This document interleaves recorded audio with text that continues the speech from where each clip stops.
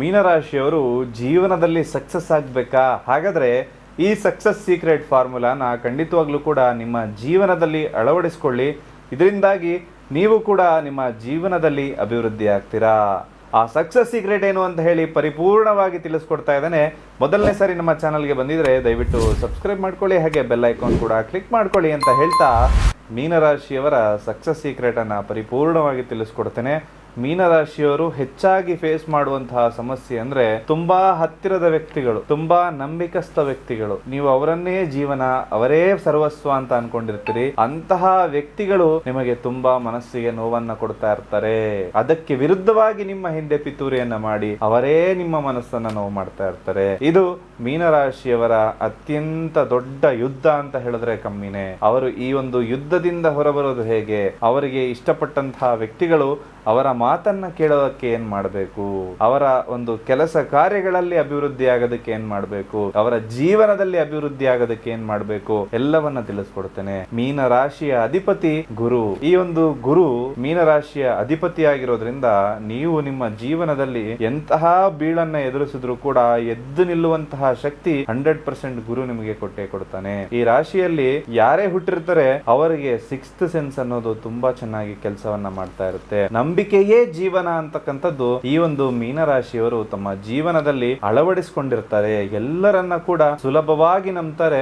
ಆ ಸುಲಭವಾಗಿ ನಂಬಿ ಅವರಿಗೆ ಇರುವಂತಹ ಟ್ರಸ್ಟ್ ಅನ್ನೋದು ಅಥವಾ ಅವರಿಗೆ ಹಣಕಾಸಿನ ಸಹಾಯವನ್ನ ಮಾಡಿರ್ತಾರೆ. ಆದ್ರೆ ಈ ಒಂದು ನಂಬಿಕೆಯನ್ನ ಉಳಿಸ್ಕೊಳ್ಳೋದ್ರಲ್ಲಿ ಇನ್ನೊಬ್ಬ ವ್ಯಕ್ತಿ ಇವರಿಗೆ ಮೋಸ ಮಾಡುವಂತಹ ಸಂಭವ ಅತಿ ಹೆಚ್ಚಾಗಿರುವಂತದ್ದು. ಹಾಗೆ ಸಮಾಜವನ್ನ ಸರಿದಾರಿಗೆ ತಗೊಂಡು ಹೋಗ್ಬೇಕು, ಎಲ್ಲರಿಗೂ ಕೂಡ ನನ್ನಿಂದ ಒಳ್ಳೇದಾಗಬೇಕು, ಯಾರಿಗೂ ಕೂಡ ಕೆಡುಕಾಗಬಾರ್ದು, ನಾನು ಜೀವನದಲ್ಲಿ ಅಭಿವೃದ್ಧಿ ಆಗಬೇಕು, ಹಾಗೆ ನನ್ನಂತೆ ಇನ್ನೊಬ್ಬ ಕೂಡ ಅಭಿವೃದ್ಧಿ ಆಗಬೇಕು, ನಾನು ಬದುಕಬೇಕು, ಇನ್ನೊಬ್ಬನು ಬದುಕಬೇಕು ಅನ್ನೋ ಮನಸ್ಥಿತಿ ಖಂಡಿತವಾಗ್ಲೂ ಕೂಡ ಇರುತ್ತೆ.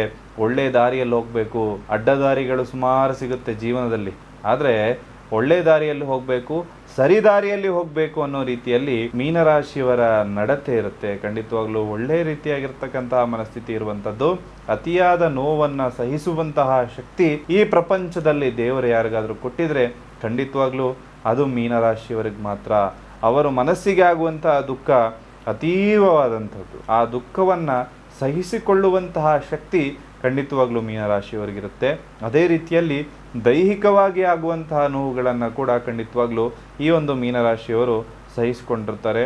ಎಷ್ಟು ಸಾಧ್ಯವೋ ಅಷ್ಟು ಅವರ ಶಕ್ತಿಯ ಮೀರಿ ಇರ್ತಕ್ಕಂತಹ ನೋವನ್ನು ಸಹಿಸಿಕೊಳ್ಳುವಂತಹ ಶಕ್ತಿ ಮಾನಸಿಕವಾಗಿಯೂ ಸರಿ, ದೈಹಿಕವಾಗಿಯೂ ಸರಿ ಸಹಿಸಿಕೊಳ್ಳುವಂತಹ ಶಕ್ತಿ ಖಂಡಿತವಾಗ್ಲೂ ಇರುತ್ತೆ. ಈ ಒಂದು ಮೀನರಾಶಿಯವರು ಸಮಯ ಸಾಧಕರು ಅಂತ ಹೇಳ್ತೇನೆ. ಸಮಯ ಸಾಧಕರು ಅಂತಕ್ಕಂಥದ್ದು ನೀವು ಪಾಸಿಟಿವ್ ವೇನಲ್ಲಿ ಯೋಚನೆ ಮಾಡಬೇಕಾಗತ್ತೆ. ಅಂದ್ರೆ ಅಂತಹ ವ್ಯಕ್ತಿಗಳಿಂದ ನೀವು ಏನ್ ಎಕ್ಸ್ಪೆಕ್ಟೇಷನ್ ಇಟ್ಟಿರ್ತೀರೋ ನೀವು ಒಂದು ಸಮಯಕ್ಕೆ ತಕ್ಕಂತಹ ನಿರ್ಧಾರಗಳನ್ನ ಏನ್ ತಗೊಳ್ತೀರಿ, ಇದರಿಂದಾಗಿ ಇನ್ನೊಬ್ಬರಿಗೆ ಯಾವುದೇ ರೀತಿ ಕೆಡುಕಾಗುವಂಥದ್ದಿಲ್ಲ.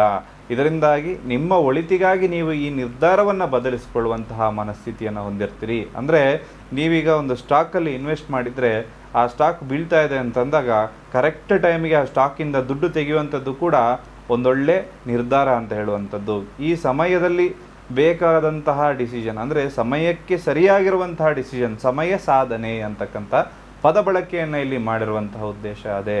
ಹಾಗಾಗಿ ನೀವು ಯಾವುದೇ ನಿರ್ಧಾರ ತೆಗೆದುಕೊಂಡಿದ್ರೂ ಕೂಡ ಅದು ನಿಮ್ಮ ಜೀವನಕ್ಕೆ ಕುತ್ತಾಗುತ್ತೆ, ನಿಮ್ಮ ಜೀವನಕ್ಕೆ ತೊಂದರೆ ಕೊಡುತ್ತೆ ಅಂದಾಗ ಆ ನಿರ್ಧಾರವನ್ನು ಬದಲಿಸೋದು ಯಾವುದೇ ಕಾರಣಕ್ಕೂ ತಪ್ಪಲ್ಲ. ಅದರಿಂದ ಇನ್ನೊಬ್ಬನಿಗೆ ಒಳ್ಳೇದಾಗುತ್ತೆ, ಅವನಿಗೆ ಒಳ್ಳೇದಾಗುತ್ತೆ ಅಂತ ಹೇಳಿ ನನ್ನ ತಲೆಯನ್ನು ನಾನು ಕೊಡೋದಕ್ಕಾಗೋದಿಲ್ಲ ಅಂತಕ್ಕಂಥ ಮನಸ್ಥಿತಿ ಹೆಚ್ಚಾಗಿ ಖಂಡಿತವಾಗ್ಲೂ ಮೀನರಾಶಿಯವ್ರಿಗೆ ಇದ್ದೇ ಇರುತ್ತೆ. ಸದಾಕಾಲ ಹಿಂದೆ ನಡೆದು ಹೋಗಿರುವಂತಹ ವಿಷಯಗಳಿಗೆ ಸ್ವಲ್ಪ ಮನಸ್ಸನ್ನು ಯೋಚನೆ ಮಾಡಿ, ಅಯ್ಯೋ ಆ ರೀತಿ ಆಗೋಯ್ತಲ್ಲ, ಇನ್ಯಾವ ರೀತಿ ಇರೋದು, ಕೊರಗುವಂತಹ ಗುಣ ಖಂಡಿತವಾಗ್ಲೂ ನಿಮಗಿರುತ್ತೆ. ಅದನ್ನು ಬಿಟ್ಟು ಮುಂದೆ ಬಂದಾಗ ಮಾತ್ರ ನೀವು ಜೀವನದಲ್ಲಿ ಅಭಿವೃದ್ಧಿ ಆಗೋದಕ್ಕೆ ಸಾಧ್ಯ. ಹಲವಾರು ರೀತಿ ಘಟನೆಗಳ ಜೀವನದಲ್ಲಿ ನಡೀತಾ ಇರುತ್ತೆ. ಯಾರೋ ಏನೋ ಹೇಳಿರ್ತಾರೆ, ಮನಸ್ಸಿಗೆ ತುಂಬ ನೋವಾಗಿರುತ್ತೆ. ಹೌದು, ಅವರು ಆ ಕ್ಷಣಕ್ಕೆ ಅದನ್ನು ಹೇಳಿದರು, ಆದರೆ ಅದನ್ನು ನೀವು ಮನಸ್ಸಿನಲ್ಲಿ ಇಟ್ಕೊಂಡಾಗ ಆ ಒಂದು ಭಾರ ಅಂತಕ್ಕಂಥದ್ದು ನಿಮಗೆ ದೀರ್ಘಕಾಲದವರೆಗೂ ಕೂಡ ಅಯ್ಯೋ ಅವ್ರು ಆ ರೀತಿ ಹೇಳಿದ್ರಲ್ಲ, ನಾನು ಇನ್ನು ಯಾವ ರೀತಿ ಬದುಕೋದಕ್ಕೆ ಸಾಧ್ಯ ಅಂತ ಹೇಳಿ ನೆಗೆಟಿವ್ ವೇನಲ್ಲಿ ನೀವು ತಗೋಬಾರ್ದು. ಅದನ್ನು ಪಾಸಿಟಿವ್ ಆಗಿ ಇನ್ನು ಮೇಲೆ ನನ್ನ ಮೇಲೆ ಯಾರೂ ಮಾತಾಡಬಾರ್ದು, ಇನ್ನು ಮುಂದೆ ನನ್ನ ಬಗ್ಗೆ ಯಾರೂ ಕೂಡ ಮಾತಾಡಬಾರ್ದು ಅನ್ನೋ ರೀತಿಯಲ್ಲಿ ಪಾಸಿಟಿವ್ ವೇನಲ್ಲಿ ನೀವು ಅದನ್ನು ನೋಡ್ಕೊಂಡು ಹೋದಾಗ ಖಂಡಿತವಾಗ್ಲೂ ಕೂಡ ನೀವು ಸಕ್ಸಸ್ ಆಗ್ತೀರಾ. ದೇಶ ಸುತ್ತಿ ನೋಡು, ಕೋಶ ಓದಿ ನೋಡು ಅಂತಕ್ಕಂಥ ಮಾತಿದೆ. ಈ ಮಾತು ಈ ಮೀನರಾಶಿಯವರಿಗೆ ತುಂಬ ಚೆನ್ನಾಗಿ ಅಪ್ಲಿಕೇಬಲ್ ಆಗುತ್ತೆ. ಯಾಕೆ ಅಂದರೆ ಮೀನರಾಶಿಯವರು ಒಂದು ಓದೋದ್ರಲ್ಲಿ ತುಂಬ ಮುಂದೆ ಇರ್ತಾರೆ, ಇಲ್ಲಾಂದರೆ ಓದುತ್ತಾನೆ ಇಲ್ಲ ಅಂದರೆ ಊರು ಸುತ್ತೋದ್ರಲ್ಲಾದರೂ ಮುಂದೆ ಇರ್ತಾರೆ. ಎರಡು ರೀತಿಯಲ್ಲೂ ಕೂಡ ಜ್ಞಾನ ಸಂಪಾದನೆ ಅಂತಕ್ಕಂಥದ್ದಾಗುತ್ತೆ. ಇರುವಂಥದ್ದು ಒಂದೇ ಒಂದು ಜೀವನ, ಇದರಲ್ಲಿ ಎಲ್ಲವನ್ನೂ ಕೂಡ ಮಾಡಬೇಕು. ಇನ್ನೊಂದು ಜೀವನ ಬರುತ್ತೋ ಬರಲ್ವೋ ಅಂತ ನಮಗೆ ಗೊತ್ತಿಲ್ಲ, ಆದರೆ ಇರುವಂತಹ ಈ ಜೀವನದಲ್ಲಿ ಎಲ್ಲ ರೀತಿಯ ಸುಖ ದುಃಖಗಳನ್ನು ಅನುಭವಿಸ್ಬೇಕು ಅನ್ನೋ ಮನಸ್ಥಿತಿ ಖಂಡಿತವಾಗ್ಲೂ ಕೂಡ ನಿಮಗಿದ್ದೇ ಇರುತ್ತೆ. ಅದರಿಂದ ನೀವು ಈ ಕ್ಷಣವನ್ನು ಎಂಜಾಯ್ ಮಾಡೋದನ್ನು ಕಲೀರಿ. ಮಾಡ್ತಾ ಇಲ್ಲ ಅಂದಾಗ ನಾಳೆ ಬಗ್ಗೆ ಚಿಂತೆ ಮಾಡಿ ಮಾಡಿ ಮಾಡಿ ಜೀವನದಲ್ಲಿ ಕೊರಗೋದಕ್ಕಿಂತ, ಹಿಂದೆ ನಡೆದ ಘಟನೆಗಳ ಬಗ್ಗೆ ಚಿಂತೆ ಮಾಡಿ ಮಾಡಿ ಕೊರಗೋದಕ್ಕಿಂತ ಮುಂದೆ ಜೀವನ ಯಾವ ರೀತಿ ಇರಬೇಕು, ಯಾವ ರೀತಿ ಹೋಗಬೇಕು ಅಂತಕ್ಕಂಥದ್ರ ಬಗ್ಗೆ ನೀವು ಯೋಚನೆ ಮಾಡಿದಾಗ ಇರುವುದೊಂದೇ ಜೀವನ ಅಂತ ಹೇಳಿ ಜೀವನವನ್ನು ನಡೆಸಿ. ಖಂಡಿತವಾಗ್ಲೂ ಕೂಡ ನಿಮಗೆ ಎಲ್ಲ ರೀತಿಯಲ್ಲೂ ಸರಿದಾರಿಯಲ್ಲಿ ಹೋದಾಗ ಯಾವುದೇ ತೊಂದರೆಗಳು ಆಗೋದಿಲ್ಲ. ಕಮ್ಯುನಿಕೇಷನ್ ಸ್ಕಿಲ್ಸ್ ಅಂದರೆ ಎಲ್ಲಿ ಹೋದರೂ ಕೂಡ ಅವರ ಒಂದು ಸಂಪರ್ಕ ಅನ್ನೋದು ಜಾಸ್ತಿ ಇರುತ್ತೆ. ಫ್ರೆಂಡ್ ಸರ್ಕಲ್ ಅನ್ನೋದು ಮೀನರಾಶಿಯವರಿಗೆ ಜಾಸ್ತಿ ಇರುತ್ತೆ. ಚಂಚಲತೆ ಅನ್ನೋದು ಮನಸ್ಸಲ್ಲಿ ತುಂಬಿ ತುಳುಕಾಡ್ತಾ ಇದ್ರು ಕೂಡ ಎಲ್ಲೇ ಹೋದ್ರು ಒಬ್ಬರ ಹತ್ರ ಸಿಟ್ಟಾಗಿದ್ರು ಹೋಗಿ ಮಾತಾಡಿಸುವ ಗುಣ ಖಂಡಿತವಾಗ್ಲೂ ಮೀನರಾಶಿಯಲ್ಲಿರುತ್ತೆ. ಇವರಿಗೆ ಎಲ್ಲರೂ ಮೋಸ ಮಾಡಿರ್ತಾರೆ, ಎಲ್ಲರೂ ಕೂಡ ತುಂಬಾ ನೋವನ್ನು ಕೊಟ್ಟಿರ್ತಾರೆ. ಜೀವನದಲ್ಲಿ ಹಲವಾರು ರೀತಿಯ ಅಡೆತಡೆಗಳಿಂದಾಗಿ ಇವರಿಗೆ ಒಂದು ಅಭಿವೃದ್ಧಿಯೇ ಇಲ್ಲದಂಗೆ ಮಾಡಿರ್ತಾರೆ. ಆದರೂ ಕೂಡ ಈ ಒಂದು ರಾಶಿಯವರ ಒಂದು ಗುಣ ಏನು ಅಂದರೆ, ಯಾರಾದರೂ ಸಿಕ್ಕಿದ್ರೆ ಮಾತಾಡಿಸ್ಬಿಡ್ತಾರೆ ಎದುರುಗಡೆನೆ, ಹೆದರುವಂಥದ್ದೇನಿಲ್ಲ ಅಂತ ಮಾತಾಡ್ಸೋಣ, ನಂದೇನು ತಪ್ಪಿಲ್ವಲ್ಲ ಅಂತ ಹೇಳಿ. ಆ ಒಂದು ಗುಣದಿಂದಾಗಿ ಇವ್ರಿಗೆ ತುಂಬ ರೀತಿ ಒಂದು ಹಿತಶತ್ರುಗಳು ಅನ್ನೋದು ಜಾಸ್ತಿ ಆಗ್ತಾ ಇರ್ತಾರೆ. ಅಂದರೆ ಇವರು ಏನೇ ಮಾಡಿದ್ರು ಇವ್ರನ್ನ ತುಳಿಯೋಕ್ಕಾಗ್ತಾ ಇಲ್ಲ, ಏನೇ ಮಾಡಿದ್ರು ಇವರು ಎದ್ದು ನಿಲ್ತಾನೇ ಇದ್ದಾರಲ್ಲಪ್ಪ ಅಂತ ಹೇಳಿ ಹಿತಶತ್ರುಗಳು, ನಗುಮುಖ ಇರುತ್ತೆ ಯಾವಾಗಲೂ ಕೂಡ. ಅದರಿಂದಾಗಿ ಹಿತಶತ್ರುಗಳು ಅಂತಕ್ಕಂಥವ್ರು ಮೀನರಾಶಿಯವರಿಗೆ ಹೆಚ್ಚಾಗಿ ಕಾಡಾಟವನ್ನು ಕೂಡ ಕೊಡ್ತಾ ಇರ್ತಾರೆ. ತುಂಬ ಸ್ಪಿರಿಚುವಲ್ ಪರ್ಸನ್, ಪೂಜೆ ಪುನಸ್ಕಾರ ಅನ್ನೋದ್ರ ಬಗ್ಗೆ ಹೆಚ್ಚಿನ ಗಮನ ಅಂತಕ್ಕಂಥದ್ದೇ ಇರುತ್ತೆ. ಒಂದು ದೇವಾಲಯಕ್ಕೆ ಹೋಗೋದಾಗಿರ್ಬೋದು, ಒಂದು ದೇವಸ್ಥಾನಕ್ಕೆ ಹೋಗಿ ಅಲ್ಲಿನ ವಿಚಾರಗಳನ್ನು ತಿಳ್ಕೊಳ್ಳೋದಾಗಿರ್ಬೋದು, ಓಡಾಟ ಮಾಡುವಂಥದ್ದಾಗಿರ್ಬೋದು, ದೇವಸ್ಥಾನದಲ್ಲಿ ನಡೆಯುವಂಥ ಕೆಲಸ ಕಾರ್ಯಗಳಿಗೆ ನಿಮ್ಮ ಒಂದು ಮುಂದಾಳಿತ್ವದಿಂದಾಗಿ ಆ ಕೆಲಸ ಕಾರ್ಯಗಳನ್ನು ಮಾಡುವಂಥದ್ದಾಗಿರ್ಬೋದು ಹೆಚ್ಚಾಗಿ ಈ ಒಂದು ಮೀನರಾಶಿಯವರು ಖಂಡಿತವಾಗ್ಲೂ ಕೂಡ ಮಾಡ್ತಾ ಇರ್ತಾರೆ. ತುಂಬ ಮೃದುವಾಗಿರ್ತಕ್ಕಂತಹ ಮನಸ್ಸು, ಈ ಒಂದು ಮೃದು ಮನಸ್ಸಿನಿಂದಾಗಿ ನೀವು ಜೀವನದಲ್ಲಿ ಹಲವಾರು ರೀತಿಯಾಗಿರ್ತಕ್ಕಂತಹ ಕಷ್ಟ ನಷ್ಟಗಳನ್ನು ನೋಡಿರ್ತೀರಿ. ಅಂದರೆ ಈ ಎಷ್ಟು ಕಷ್ಟವನ್ನು ಅನುಭವಿಸೋದಕ್ಕೆ ಸಾಧ್ಯನೋ ಎಲ್ಲ ಒಳಗೊಳಗಡೆ ನುಂಗ್ಕೊಂಡು ಆದಷ್ಟು ಕಷ್ಟಗಳನ್ನು ನೀವೇ ಅನುಭವಿಸ್ಕೊಂಡು ಯಾರಿಗೂ ನನ್ನ ಕಷ್ಟಗಳು ಇನ್ನೊಬ್ರಿಗೆ ಹೋಗೋದು ಬೇಡ ಅಂತ ಹೇಳಿ ಮನಸ್ಸಿನಲ್ಲೇ ಕೊರಗ್ತಕ್ಕಂಥ ವಿಚಾರ ಜಾಸ್ತಿ ಇದೆ. ಅದನ್ನು ಎಲ್ಲ ಕಮ್ಮಿ ಮಾಡಿ ನೀವು ಗಂಡ ಹೆಂಡತಿ ಜೀವನದಲ್ಲಿ ಅಭಿವೃದ್ಧಿ ಆಗಬೇಕು. ಗಂಡ ಹೆಂಡತಿ ನಡುವೆ ಇರ್ತಕ್ಕಂತಹ ಮನಸ್ತಾಪಗಳು ಕಮ್ಮಿ ಆಗಬೇಕು. ಒಬ್ಬರಿಂದೊಬ್ಬರಿಗೆ ಒಂದು ಅಂಡರ್ಸ್ಟ್ಯಾಂಡಿಂಗ್ ಅನ್ನೋದು ಚೆನ್ನಾಗಿ ಆಗಬೇಕು. ಹಾಗೆ ಗಂಡ ಹೆಂಡತಿ ದೂರ ಆಗ್ತಾ ಇದ್ದರೆ ಒಂದಾಗೋದಕ್ಕೂ ಕೂಡ ಈ ತಂತ್ರವನ್ನು ನೀವು ಖಂಡಿತವಾಗ್ಲೂ ಕೂಡ ಉಪಯೋಗಿಸ್ಕೋಬೋದು. ಜೀವನದಲ್ಲಿ ಈ ತಂತ್ರಗಳನ್ನು ಮಾಡೋದ್ರಿಂದ ಮೀನರಾಶಿಯವರು ಖಂಡಿತವಾಗ್ಲೂ ಕೂಡ ಅಭಿವೃದ್ಧಿಯ ದಾರಿ ಕಡೆನೆ ಹೋಗ್ತಾರೆ, ಬಿಟ್ಟರೆ ಖಂಡಿತವಾಗ್ಲೂ ಅವ್ರಿಗೆ ಸೋಲು ಅನ್ನೋದಾಗೋದಿಲ್ಲ. ಹಾಗೆ ಈ ಒಂದು ಮೀನರಾಶಿಯವರು ಮೂಲವಾಗಿ ಮಾಡಬೇಕಾದಂತಹ ಪರಿಹಾರಗಳು ಅಂದರೆ ಈ ಸಕ್ಸಸ್ ಸೀಕ್ರೆಟ್ ನೀವು ಏನು ಫಾಲೋ ಮಾಡಬೇಕು ಅಂತ ಹೇಳಿ ತಿಳಿಸ್ಕೊಡ್ತಾ ಇದ್ದೇನೆ. ಮೂಲವಾಗಿ ನೀವು ಮಾಡಬೇಕಾದಂತಹ ಆರಾಧನೆಗಳು ಪೂಜೆಗಳು ಯಾವುದು ಅಂತಂದ್ರೆ, ಈ ಮೀನರಾಶಿಯವರು ಜೀವನದಲ್ಲಿ ಅಭಿವೃದ್ಧಿ ಆಗ್ಲಿಕ್ಕೆ ಮಾಡಬೇಕಾದಂತಹ ದೇವರ ಆರಾಧನೆ ಬಂದು ಗುರುವಿನ ಆರಾಧನೆ. ಯಾವ ಗುರುವಿನ ಆರಾಧನೆ ಅಂತ ಕೇಳೋದಾದ್ರೆ, ನಾವು ಪ್ರತಿನಿತ್ಯ ನೋಡುವಂತಹ ಶ್ರೀ ಗುರು ರಾಘವೇಂದ್ರ ಸ್ವಾಮಿ ಆಗಿರ್ಬೋದು, ಸಾಯಿಬಾಬಾ ಆಗಿರ್ಬೋದು, ಅಥವಾ ಗುರು ದತ್ತಾತ್ರೇಯ ಆಗಿರ್ಬೋದು.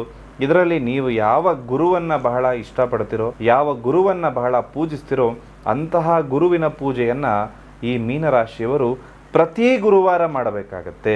ಈ ಪ್ರತಿ ಗುರುವಾರ ಈ ಪರಿಹಾರಗಳನ್ನು ನೀವು ಅನುಸರಿಸೋದ್ರಿಂದ ಮಾಡೋದ್ರಿಂದ ನಿಮ್ಮ ಜೀವನದಲ್ಲಿ ಬಂದಿರತಕ್ಕಂತಹ ಕಷ್ಟ ನಷ್ಟಗಳು ಪರಿಪೂರ್ಣವಾಗಿ ನಿಮ್ಮನ್ನು ಬಿಟ್ಟು ದೂರ ಹೋಗುತ್ತೆ. ಹಾಗೆ ಇನ್ನೊಂದು ಉಪಯುಕ್ತ ಮಾಹಿತಿ, ಇದನ್ನು ಪ್ರತಿಯೊಂದು ಸಕ್ಸಸ್ ಸೀಕ್ರೆಟ್ ಅಂತ ಏನು ಹೇಳಿದ್ದೇನೆ, ಆ ಸಕ್ಸಸ್ ಸೀಕ್ರೆಟ್ ಇದೆ. ಏನು ಅಂತಂದರೆ, ಒಂದು ಹಳದಿ ಬಟ್ಟೆಯನ್ನು ನೀವು ತಗೋಬೇಕಾಗತ್ತೆ. ಹಳದಿ ವಸ್ತ್ರದ ಮೇಲೆ ಈ ಪದಾರ್ಥಗಳು, ಶುದ್ಧ ತುಪ್ಪ, ಒಂದು 100 ಗ್ರಾಮ್ ಅಷ್ಟು ಒಂದು ಶುದ್ಧ ತುಪ್ಪವನ್ನು ಕೊಡಬೇಕು. ಸಕ್ಕರೆ ಅಥವಾ ಕಡಲೆಬೇಳೆ, ಸಕ್ಕರೆ ಸಿಕ್ಕಿದ್ರೆ ಸಕ್ಕರೆ, ಕಲ್ಲು ಸಕ್ಕರೆ ಆಗಬೇಕು. ಕಡಲೆಬೇಳೆ ಎರಡನ್ನು ಕೂಡ ಇಡ್ಬೋದು. ಒಂದು 100 ಗ್ರಾಮ್ ಅಷ್ಟು ಒಂದು ಅರಶಿನವನ್ನು ಇಡಿ. ಹಾಗೆ ಯಾವುದೇ ಪ್ರಕಾರದ ಒಂದು ಹಣ್ಣು, ಹಳದಿ ಹಣ್ಣು, ಬಾಳೆಹಣ್ಣು ಅಂತ ಇಟ್ಕೊಳ್ಳಿ, ಲವಣವನ್ನ ಇಡಬೇಕಾಗತ್ತೆ. ಸಾಧ್ಯವಾದರೆ ಒಂದು ಹಳದಿ ಪದ್ಮರಾಗ ಅಂತಕ್ಕಂಥ ರತ್ನವನ್ನ ಇಡೋದಕ್ಕೆ ಸಾಧ್ಯ ಅನುಕೂಲ ಇರುವಂತವರು ಇಡಿ, ಇಲ್ಲ ಅಂತಂದ್ರೆ ಅದನ್ನ ಒಂದು ಅವಾಯ್ಡ್ ಮಾಡ್ಕೋಬಹುದು. ಈ ಎಲ್ಲಾ ವಸ್ತುಗಳನ್ನ ಸೌಭಾಗ್ಯವತಿ ಸ್ತ್ರೀ ಅಂದ್ರೆ 1 ವರ್ಷ 2 ವರ್ಷದ ಇತ್ತೀಚೆಗೆ ಯಾರಿಗೆ ಮದುವೆ ಆಗಿರುತ್ತಲ್ಲ ಅಂತಹ ಸ್ತ್ರೀ, ಒಂದು ಮುತ್ತೈದೆಗೆ ಇದನ್ನ ದಾನದ ರೂಪದಲ್ಲಿ ನೀವು ಕೊಡಬೇಕಾಗತ್ತೆ. ಇದನ್ನ ನೀವು ಪ್ರತಿ ಗುರುವಾರದ ದಿವಸ 7 ಗುರುವಾರ ಅಂದರೆ ಒಂದೇ ಸ್ತ್ರೀ ಕೊಡುವಂಥದ್ದಲ್ಲ, ಬೇರೆ ಬೇರೆಯವರಿಗೆ, ಹೆಣ್ಣು ಮಕ್ಕಳಿಗೆ ಬಾಗಿನ ರೂಪದಲ್ಲಿ ಇದನ್ನು ನೀವು ಕೊಡ್ತಾ ಬರಬೇಕಾಗತ್ತೆ. ಈ ರೀತಿ ನೀವು ಕೊಟ್ಟಾಗ ನಿಮ್ಮ ಗುರುಗ್ರಹ ಅಂತಕ್ಕಂಥದ್ದು ಆಕ್ಟಿವೇಟ್ ಆಗುತ್ತೆ. ಈ ಗುರುಗ್ರಹ ಆಕ್ಟಿವೇಟ್ ಆಗೋದ್ರಿಂದ ಗುರುಬಲ ಅಂತಕ್ಕಂಥದ್ದು ನಿಮಗೆ ಪ್ರಾಪ್ತಿಯಾಗುತ್ತೆ. ಗುರುಬಲ ನಿಮ್ಮ ಜೀವನದಲ್ಲಿ ಇದ್ದಾಗ ಯಾವುದೇ ಅಡೆತಡೆಗಳಿಲ್ಲದೆ ಕೆಲಸ ಕಾರ್ಯಗಳನ್ನು ಮಾಡಲಿಕ್ಕೆ ಅತ್ಯಂತ ಸಹಾಯಕವಾಗುತ್ತೆ. ಜೀವನದಲ್ಲಿ ಅಭಿವೃದ್ಧಿ ಆಗಲಿಕ್ಕೆ ಅತ್ಯಂತ ಸಹಾಯಕವಾಗುತ್ತೆ. ಜೀವನದಲ್ಲಿ ಮುಂದೆ ಬರಲಿಕ್ಕೂ ಕೂಡ ಎಲ್ಲ ಕಷ್ಟಗಳು ನಷ್ಟಗಳು ಎಲ್ಲವನ್ನ ಮೆಟ್ಟಿ ನಿಂತು ಮುಂದೆ ಬರೋದಕ್ಕೆ ಗುರುವಿನ ಅನುಗ್ರಹ ನಿಮ್ಮಲ್ಲಿದ್ದಾಗ ಮಾತ್ರ ಸಾಧ್ಯ. ಹಾಗೆ ನಿಮಗೆ ಪಾಠವನ್ನು ಕಲಿಸಿದಂತಹ ಗುರುಗಳು ಯಾರಾದರೂ ನಿಮ್ಮ ಟಚ್ಚಲ್ಲಿದ್ದರೆ, ನಿಮ್ಮ ಶಾಲೆಯಲ್ಲಿ ಇನ್ನೂ ಕಲಿಸ್ತಾ ಇದ್ದರೆ, ಅವರನ್ನು ಹುಡುಕಿಕೊಂಡು ಹೋಗಿ ಅವರಿಗೆ ಒಂದು ಉಡುಗೊರೆಯನ್ನು ನೀಡಿ. ಖಂಡಿತವಾಗ್ಲೂ ನಿಮ್ಮ ಗುರುಗಳ ಆಶೀರ್ವಾದ ನಿಮಗೆ ತುಂಬ ಅಗತ್ಯ ಇರುತ್ತೆ. ಬಹಳ ವರ್ಷಗಳ ನಂತರ ನೀವು ಅವರನ್ನು ಹುಡುಕೊಂಡು ಹೋಗಿ ಅವರಿಗೆ ಒಂದು ಗಿಫ್ಟನ್ನು ಕೊಟ್ಟಾಗ ಅವರು ಮನಪೂರ್ವಕವಾಗಿ ನಿಮಗೆ ಆಶೀರ್ವಾದವನ್ನು ಮಾಡ್ತಾರೆ.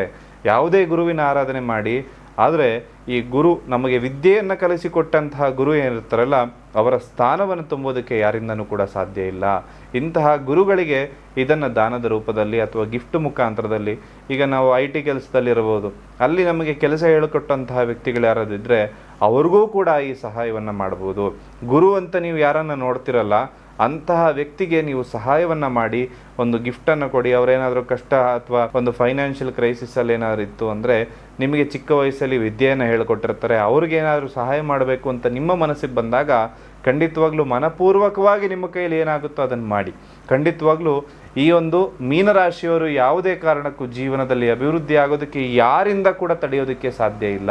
ಕೆಲವೊಬ್ಬರ ಜೀವನದಲ್ಲಿ ರಾಜಯೋಗದಂತಹ ಯೋಗ ಇದ್ರೂ ಕೂಡ ಯಾವುದೇ ಒಂದು ಅಭಿವೃದ್ಧಿ ಇಲ್ಲದೆ ಜೀವನದಲ್ಲಿ ನರಳಾಟವನ್ನು ನಡೆಸ್ತಾ ಇರ್ತಾರೆ. ಅದೇ ಇನ್ನೂ ಕೆಲವರ ಜೀವನದಲ್ಲಿ ರಾಜಯೋಗ ಇಲ್ಲದಂಥವರು ಕೂಡ ದಿನದಿಂದ ದಿನಕ್ಕೆ ಅಭಿವೃದ್ಧಿಯನ್ನ ಆಗ್ತಾರೆ. ಅದಕ್ಕೆ ಮೂಲ ಕಾರಣ ಯಾವ ದಾರಿಯಲ್ಲಿ ಹೋದರೆ, ಯಾವ ಕೆಲಸ ಮಾಡಿದ್ರೆ ಸಕ್ಸಸ್ ಅಂತ ಅವರು ತಿಳ್ಕೊಂಡಿರ್ತಾರೆ. ಮೀನರಾಶಿಯವರ ಸಕ್ಸಸ್ ಸೀಕ್ರೆಟ್ ಇದೆ. ಇದನ್ನ ನೀವು ಮಾಡ ನೋಡಿ. ಇದಕ್ಕೆ ಅನುಗುಣವಾಗಿ ನಿಮ್ಮ ಜೀವನದಲ್ಲಿ ನೀವು ಅಭಿವೃದ್ಧಿಯನ್ನ ಆಗ್ತಾ ಇರ್ತೀರಿ. ಮುಖ್ಯವಾಗಿ ನಿಮ್ಮ ದಶಾ ಭುಕ್ತಿಗಳನ್ನ ಪರಿಶೀಲನೆ ಮಾಡಿಕೊಂಡು ಅದಕ್ಕನುಗುಣವಾಗಿರುವಂತಹ ಪರಿಹಾರಗಳನ್ನು ಕೂಡ ಮಾಡಿಕೊಳ್ಳಿ. ಈ ಒಂದು ಮೀನರಾಶಿಯವರು ಧರಿಸಬಹುದಂತಹ ರತ್ನ ಯಾವುದು ಅಂದ್ರೆ ಪುಷ್ಯರಾಗ ರತ್ನವನ್ನ ಧರಿಸಬೇಕಾಗುತ್ತೆ. ಈ ರತ್ನವನ್ನ ಧರಿಸೋದಕ್ಕಿಂತ ಮುಂಚೆ ನಿಮ್ಮ ಜಾತಕದಲ್ಲಿ ಗುರು ಯಾವ ಸ್ಥಾನದಲ್ಲಿದ್ದಾನೆ ಅಂತ ನೋಡಿಕೊಂಡು ಇದರ ಧಾರಣೆಯನ್ನ ಮಾಡ್ಕೊಳ್ಳಿ. ಒಳ್ಳೆ ಸ್ಥಾನದಲ್ಲಿದ್ದಾಗ ಧಾರಣೆ ಮಾಡಿದ್ರೆ ಖಂಡಿತವಾಗ್ಲೂ ಕೂಡ ಒಳ್ಳೆಯದಾಗುತ್ತೆ. ಅದರ ಜೊತೆಗೆ ದಶಾಭುಕ್ತಿ ಅನುಸಾರವಾಗಿ ಕೂಡ ರತ್ನಶಾಸ್ತ್ರವನ್ನು ನೋಡುವಂಥದ್ದು ಅತ್ಯಂತ ಅಗತ್ಯವಾಗುತ್ತೆ. ಎಲ್ಲರಿಗೂ ಕೂಡ ಶುಭವಾಗಲಿ. ಸರ್ವೇ ಜನಃ ಸುಖಿನೋ ಭವಂತು.